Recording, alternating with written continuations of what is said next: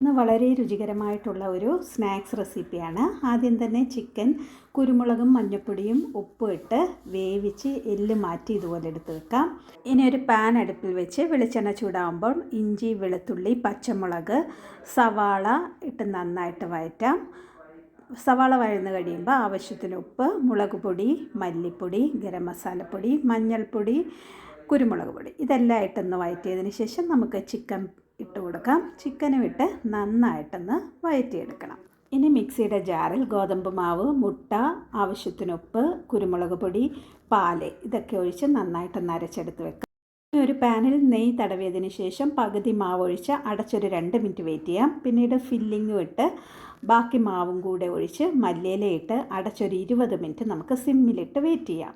ഇനി മറ്റൊരു പാനിൽ തിരിച്ചിട്ടൊരു 2 മിനിറ്റും കൂടെ വേവിച്ചതിന് ശേഷം ഇതുപോലൊരു പ്ലേറ്റിലേക്ക് മാറ്റാം. രുചികരമായ സ്നാക്സ് റെഡി.